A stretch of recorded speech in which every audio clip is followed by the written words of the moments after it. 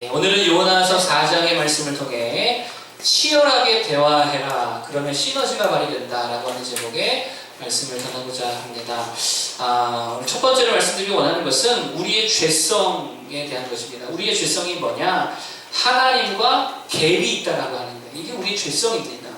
오늘 요나의 모습이 딱 그렇다라고 하는 거예요. 하나님의 뜻은 니느웨를 뭐 하는 게 하나님의 뜻이에요? 구원하는 거, 살리는 게 하나님의 뜻이었어요. 그들의 백성이 회개하는 거, 그들에게 복음 전하는 거, 그들이 축복을 받는 거, 이게 하나님의 뜻이었습니다. 그런데 요나의 뜻은 뭐였어요?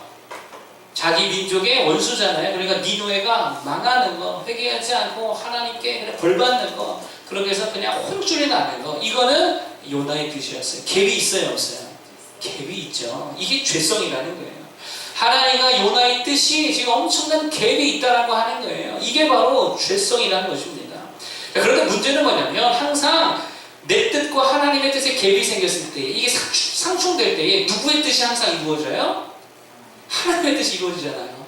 내 뜻이 이루어지지 않습니다. 하나님의 뜻이 이루어집니다. 이게 문제라는 거예요. 그러니까 자기 뜻대로 되지 않는 인간이 자꾸 뭐 하냐면, 그렇기 때문에 분노하고 짜증난다, 짜증내야 한다라고 하는 거예요. 그래서 4장 1절에 한번 읽어볼까요? 자, 요나가 자기 뜻대로 안 됐잖아요. 짜증이 나는 거예요. 4장 1절 보겠습니다. 시작. 요나가 매우 싫어하고 성내며 이렇게 했다라고 하는 거예요. 이게 왜 그러냐면 자기 뜻대로 안 되고 누구 뜻대로 되니까? 하나님의 뜻대로 되니까. 이 갭이 엄청난데 자기 뜻대로 안 되니까 짜증이 나더라는 거예요. 이스라엘이 왜 광야에서 불평했는지 아세요? 사실 광야 생활은 이스라엘이 바라는 모습은 아니었습니다. 그렇잖아요. 이스라엘은요, 그 비단길을 통해서 빨리 가나안 땅에 도착하는 게, 잘 닦여진 도로를 통해서 빨리 가나안 땅, 적과 꿀이 흐르는 그 약속의 땅에 최대한 빨리 당도하는 거, 이게 이스라엘의 뜻이었어요. 그들의 바람이었어요. 근데 하나님은요, 그 좋은 잘 닦여진 도로를 통과해서 가는 것이 아니고 어디를 통과해 가는 게 하나님의 뜻이었습니까? 광야를 통과해 가는 게 하나님의 뜻이었다고요. 왜냐하면 그 도로로 가면 블레셋과의 전쟁을 보게 되어지니까 그런 두려운 마음이 생기니까 하나님께서 예비하시고 준비하셔서 비단길이 아니라 정말 이 광야길로 인도하시는 게 하나님의 뜻이었습니다. 그러니까 사실상 하나님의 뜻대로 가면 우리에게 훨씬 좋은 건데, 그럼 그렇지 않습니까? 근데 우리는 당장의 것밖에 보지 못하기 때문에 그저 불평하고 원망하고 내 뜻대로 안 된다고 막 짜증 부리더라는 거예요. 에서가 야곱에 대해서 분노해서 죽이려고 그랬잖아요. 왜 그랬죠? 자기 뜻대로 안 되니까. 아버지를 축복받으려고 기껏 가서 별미 준비해 왔는데 그동안에 누구 홀랑 이걸 도둑질해 갔어요? 야곱이 도둑질해 갔어요. 그러니까 뭐 하는 거예요? 막 짜증나고 화나고 죽이고 싶은 거예요. 근데 잘 생각해 보세요. 하나님의 뜻이 처음부터, 애당초에 처음부터 누구에게 축복하는 하나님의 뜻이었습니까? 야곱에게 장래의 축복을 주는 게 하나님의 뜻이었다고요. 여기에 굴복했다면 짜증낼 일이 없었잖아요. 여러분, 우리 안에 자꾸 불평과 원망과 짜증과 분노가 일어난 이유가 뭔지 아십니까? 내 뜻을 굽히지 않기 때문이라는 거예요. 사실 그렇기 때문에 자꾸 짜증이 나는 거예요. 우리 집에 애들이 4명 있잖아요. 걔네들만 관찰해도 참 진리를 발견하게 되는 것 같아요. 걔네들 노는 것만 봐도 잘 보니까 누가 제일 짜증을 잘 내냐면 뭐든지 자기 뜻대로 하려고 그러고 자기 고집대로 하려는 애가 제일 짜증이 많아요. 그래서 4명의 자녀 중에 누가 제일 짜증이 많을까요? 누구 같아요? 하늘이 하진이? 아니에요. 문사랑이에요, 문사랑. 걔는 자기 뜻대로 다 해야 되잖아. 걔는 자기 뜻을 굽히는 법이 없거든요. 아빠한테도 막 그냥 얼굴을 때려가면서 자기 뜻대로 해야 되니까 자기 뜻대로 하는 거 얼마나 짜증을 내는지. 여러분, 애들도 그렇다니까요. 그런데 우리가 꼭 하나님 앞에 그런 모습이라는 거예요. 왜 우리가 평강, 샬롬을 누리지 못할까요? 이유는 간단합니다. 내 뜻을 전혀 굽히지 않기 때문에. 편해야 되고, 섬김을 받아야 되고, 높임을 받아야 되고, 주인공이 되어야 되고, 내 하고 싶은 대로 해야만 이게 샬롬을 누린다고 생각하니까, 이게 내 뜻이니까요. 내 뜻을 고집하면 절대로 샬롬을 누릴 수가 없다는 것입니다. 한 목사님이 죽었대요. 천국에 갔대요. 천국에 갔더니 죽은 성도들이 쭉 줄을 다 서 있고 저 앞에 우리 주님께서 계신데 주님이 자리에 앉아있지 아니하고 너무 기쁘시고 너무 좋으셔서 일어나가지고 한 명 한 명 다 안아주시고 눈물 닦아주시고 고생했다고 위로해주시고 막 그렇게 해주시더라고요. 그래서 빨리 나도 주님 품에 안기고 싶다 그래서 목사님 막 그렇게 고대하다가 목사님 차례가 됐대요. 그랬더니 예수님께서 막 이렇게 안아주시지 아니하고 갑자기 자리에 앉더니 왔냐고 고생했다고 너의 기업이 준비되어 있으니까 가라고 그러더라고요. 섭섭해서 아니 주님 다른 사람들은 다 일어나서 안아주시고 눈물도 닦아주시고 하는데 왜 저는 갑자기 자리에 앉으시냐고. 그랬더니 주님이 그랬대요. 내가 여기 안 앉으면 홀라당 네가 여기 앉을까봐 내가 먼저 앉았다고. 그랬다는 거예요. 여러분 무슨 말입니까? 요새 목사님들이 할 수만 있으면 주님의 보좌에 같이 올라가 앉으려 한다라고 하는 것입니다. 그렇게 높은 자리를 좋아한다는 거 아니겠어요? 그러니 이게 자기 뜻이니까 그게 안 되면 평강이 없고 짜증이 나고 불안해하고 막 예민해지는 거예요. 누가 자기한테 조금이라도 무시하는 것 같으면 버럭버럭 화를 내는 건 무엇입니까? 바로 그런 자기 뜻이 굽혀지지 않기 때문이라는 거예요. 여러분 비단 목사님뿐이겠습니까? 우리들도 마찬가지죠. 되게 돈 앞에 그러잖아요. 온통 우리들의 모든 뜻이 우리 뜻이 다 대부분 물질에 많이 가 있잖아요. 어릴 때부터 가정에서 우리 듣는 말은 돈 많이 벌어야 된다. 꿈도 애들한테 심을 때 돈 많이 버는 꿈 심어주잖아요. 이거 해야 돈 많이 번다. 맨날 돈 타령이라는 얘기예요. 그런데 우리 주님의 뜻은 우리가 돈 많이 버는 데 있지 않잖아요. 그건 그냥 도구일 뿐이고 수단일 뿐이죠. 하나님의 뜻은요 사명에 있고 생명에 있다라고 하는 거예요. 그런데 늘 내 뜻대로 된다 주 뜻대로 된다? 주님 뜻대로 된다니까요. 그래서 우리가 돈 많이 못 버는 거예요. 하나님의 뜻이 거기 있지 않기 때문에. 그래서 하나님 우리를 그 자리로 이끄시지 않다는 거예요. 그런데 우리는 자꾸 뭐예요? 돈 많이 못 번다고 늘 짜증내고 하나님 왜 안 주시냐고 불평하잖아요. 따라서 그냥 하나님의 뜻에 우리가 순복하고 내 뜻을 그 어느 책 제목대로 그냥 다 내려놓는 게 이게 진짜 중요하다는 거예요. 내 뜻을 내려놔야 된다는 거예요. 주님이 이끄시는 대로 따라갈 수 있는 모두가 되기를 바랍니다.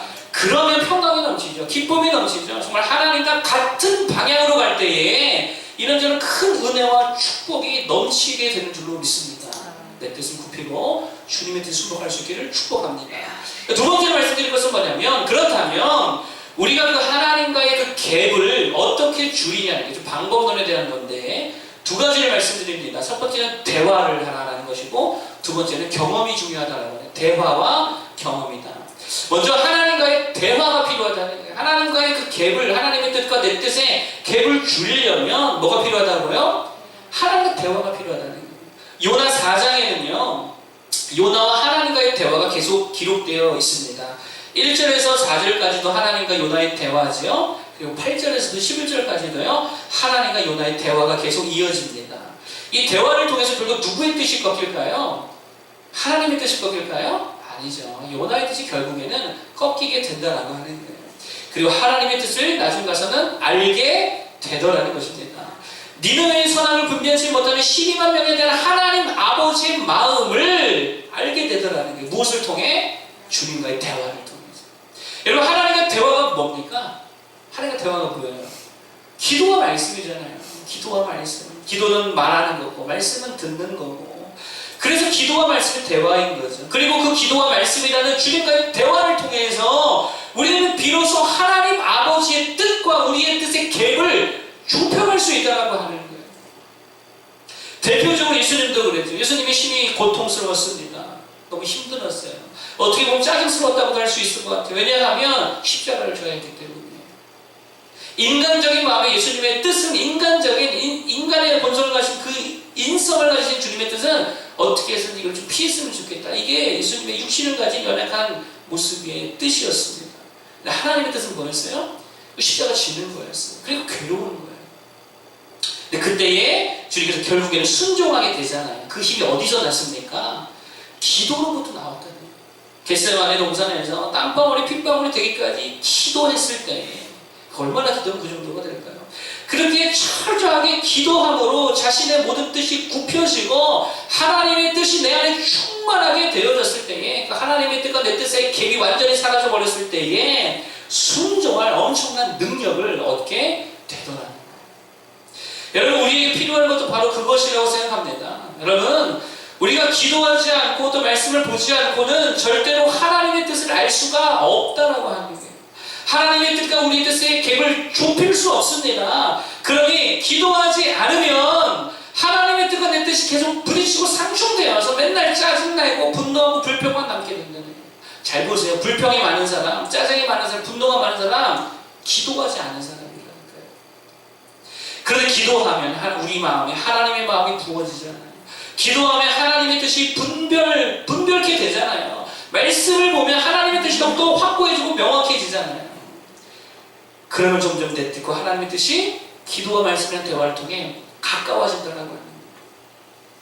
따라서 우리가 자꾸 해야 될 것은 기도와 말씀을 통해 하나님의 뜻을 구하는 것인 줄로 믿습니다.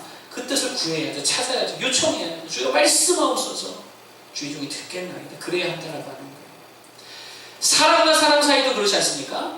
상대방의 뜻을 잘 알려면 자꾸 뭐 해야 돼요? 대화를 해서 알죠. 부부가 대화를 해야 되는 거예요. 자녀와 대화를 해야 되는 거예요. 묻고 대답하고 말하고 듣고를 계속할 때에 상대방의 뜻을 알게 되어지고, 그러면 나와 그 사람의 갭이 좁혀질 수 있잖아요. 그리고 그렇게 뜻이 같아지고 갭이 좁혀지면 그 관계는요 엄청난 시너지를 발휘합니다. 그러니까 사실 이 힘이 어디서 오냐면 대화에서 온다니까요.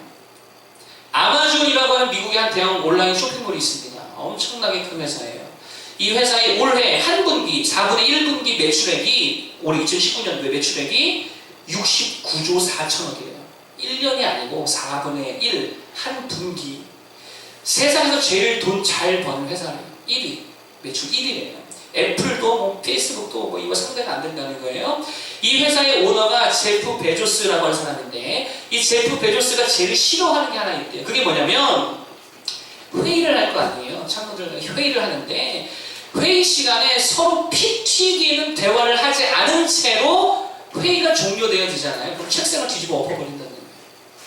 충분하지 않았다. 대화가 충분하지 않았다. 논의가 충분하지 않았다. 끈질긴 대화와 토론을 통해 도출된 하나의 결론이 진정한 힘을 발휘한다라고 하는 거예요. 우리 신앙도 마찬가지인 것입니다. 끈질기게 주님처럼 기도하고 하나님의 뜻을 구하지 않은 채로 적당히 덮고 간다면, 하나님의 뜻과 내 뜻 좀 다르지, 적당히 이렇게 덮고 간다면, 그렇게 자꾸만 하나님의 뜻과 좀 다른 삶을 그냥 덮고 살아간다면 절대로 믿음의 시너지를 낼 수가 없다는 거예요. 치열하게 기도하고 정말 완전히 내 뜻이 굽혀지기까지, 우리 예수님처럼 핏방울이 되기까지 기도하고 주님의 뜻을 구하는 몸부림이 있어야 그때 엄청난 능력을 발휘할 수가 있다는 것입니다. 제가 언제가 말씀드렸잖아요. 참 훌륭한 목회자가 많이 있는데 그 중에 한 목사님 이야기입니다. 30대 초반에 꽤 규모가 큰 교회의 담임 목사님이 되었어요. 그러니까 어린 담임 목사님이니까 이게 좀 연세가 있으신 60대 정도 된다면 장로님들이 얼마나 참 인정하기 좀 어렵지 않겠습니까? 사실 그렇잖아요. 그래가지고 이분이 참 어려움이 있었다라고 하는 게, 그래서 결심했대요. 내가 어떻게 하면 인정받을 수 있을까? 그래서 그때부터 새벽 예배가 끝나고 매일마다 12시가 될 때까지 강대상에서 기도만 하고 말씀만 보고 안 내려왔대요. 그렇게 한 1년 넘게 새벽부터 12시까지 강대상에서 무릎 꿇고 기도하고 말씀 보는 생활을 1년을 딱 했더니 가장 반대하던 분은 교회 떠나가고, 그러면서 모든 성도들이 그분을 다 인정하고 다 따라오는 리더십으로 세워지게 되더라는 게 그분이 간증한 거예요. 여러분, 우리의 진짜 힘이 뭡니까? 결국은요, 하나님의 뜻과 내 뜻이 일치만 되면 가장 큰 힘과 능력이 임한다는 거예요. 그러면 그것을 위해서 우리가 해야 될 게 뭐냐? 몸부림치면서 정말 해야 될 게 뭐냐? 하나님과의 대화라는 거죠. 기도하고 말씀 붙들던 하나님의 뜻이 무엇입니까? 철저하게 묻고 그 갭을 좁혀나가야 된다는 거예요. 그것을 통해 진짜 하나님의 지팡이를 손에 얻어 모세와 같은 능력의 주의 종들 다 될 수 있기를 축복합니다. 두 번째로 하나님과의 갭을 좁히기 위해 필요한 방법이 뭐냐? 두 번째 말씀드릴 것은 경험이라는 거예요. 대화와 경험이다. 여러분, 인간은 참 단순하죠. 직접 경험해 봐야 그제서야 깨닫고 알게 된다는 거예요. 그렇죠? 물론 하나님께 속내는 요나에게 하나님께서 한 가지를 경험하게 하시는데, 방동굴을 통하여서 경험케 하신다는 하는 거예요. 참 중요한 내용이라고 생각합니다. 뜨거운 태양빛 아래에 한 번은 방랑불을 통해 그늘을 주셨어요. 그러니까 요나가 너무 좋았어요. 행복했어요. 기뻤어요. 근데 그 이튿날 새벽부터 벌레를 먹게 하셔서 방랑불을 다 치워버렸습니다. 그러자 요나가 하나님께 죽기를 구하더라는 거예요. 하나님, 어떻게 이런 나에게 거두어 가십니까? 죽기를 원합니다. 그러자 주님이 다시 오셔서 물으시네요. 이 박넝쿨로 말미암아 네가 성내는 것이 옳으냐. 그때 요나가 뭐라 그래요? 거침없이 대답해요. 죽기까지 할지라도 옳습니다. 이게 무슨 말이에요? 나에게는 박넝쿨이 너무 소중하다는 거 아니겠어요? 이건 나에게 정말 소중한 건데 하나님 왜 이걸 나에게 가져가셨습니까?